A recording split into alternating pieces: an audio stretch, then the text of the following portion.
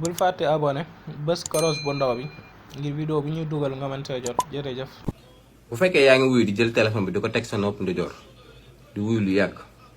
arrêté loolu sa nga déglu vidéo bi ma wax la lan moo tax nga war koo moytu. du nopp bu la neex nga war a teg téléphone bi bu sonné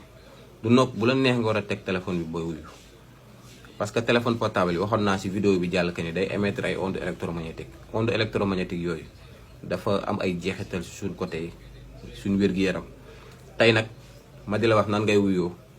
nan nga war a wootee fan nga war a wootee ak fan nga warul wootee ak ban moment nga xamante ni waroo wuyu waroo woote bu fekkee ni abonné go abonné sa déglu conseil yi ma lay jox. bi ci njëkk mooy booy wuyu del éviter di ko teg sa nopp ndijoor lu baree bari fekk surtout bu fekkee appel bi dafa yàgg. lu tax ma wax loolu parce que suñ nopp ndijoor bi moo gën a jege suñ cerveau bi c'est plus que sur le long terme nga di ko def bu yàggee mën na dem ba endommager suñ tissus cérébraux yi nga xamante ni moom moo nekk su suñ cerveau bi. donc il est recommandé nga di ko teg ci nopp gauche bi sa bu communication bi yàggee nga basculer appel bi indi ko ci nopp droite bi bu yàggee nga basculer ko indi ko ci nopp gauche bi. l'idéal sax mooy bu fekkee ni li ngay wax bañoo kenn dégg ko wala yow doo yaanee da nga ko def haut-parleur di dégg wax ji sans que nga teg ko ci sa nopp. en plus boo demee bay woote boo composé numéro bi na nga téye téléphone bi di xool appel bi di sonné balaa personne décroché ñuy éviter composé rek laal ok bi rek def ni muy sonné su nopp yi rek loolu c'est pas recommandé.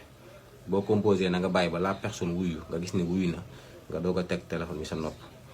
mais nan nga ko ciy tege doo jël téléphone bi def ko en contact direct ak sa nopp bi déedéet. da ngay bàyyi benn 1 wala 2 centimètres boo xamante ni boo tegee téléphone bi nii li ngay wax nit ki dina ko dégg sa yow tamit li muy wax dina ko dégg sa pourtant téléphone bi tegoo ko direct sa nopp. ñu bàyyi xel loolu bu baax mais am na ñoo xamante ni dañuy jël téléphone bi di ko bës seen biir nopp yi yaakaar ni buñ ko bësul du dégg wala sa peut-être sa écoute dafa baaxul ñu éviter loolu. beneen affaire bi mooy écouteur filaire yi nga xamante ni moom lañ gënoon a xam fii ak 10 ans ci ginnaaw léegi nag AirPods yi moo ko remplacé. mais écouteur filaire bi dara gënu ko ci wuy téléphone parce que du émettre benn signal du émettre benn onde. écouteur filaire bi parce que dafay connecté direct ci téléphone bi moom moo gën fukki junni yoon nga jël téléphone bi teg ko direct ci noppi. mais AirPod bi donte signal bi bultuf lay demee ce signal bi c'est très faible mais sur le long terme mën na indi ay gàllankoor surtout ñi nga xam dañuy xëy teg ko dugal ko seen noppi pendant toute la journée ñooñu nañuy éviter loolu parce que c'est pas recommandé. mais lu mu ci mën di doon.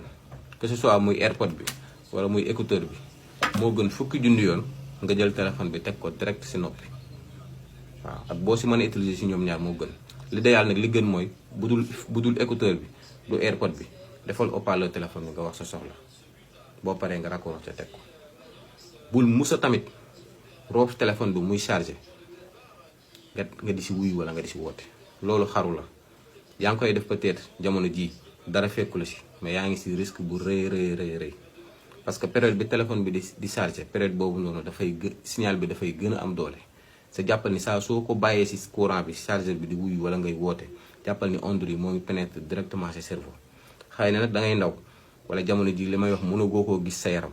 mais d'ici 10 ans 20 ans 30 ans ci kanam di nga am ay perte de mémoire perte de concentration yoo xamante ni dara waral lu ko lu dul lu mel nii may wax nii sa ba nga ci tolloo di ndaw. mosoo koo bàyyi xel wala suñ koy wax nga pousse vidéo bi jàll kon bàyyi leen xel ci détails yu mel noonu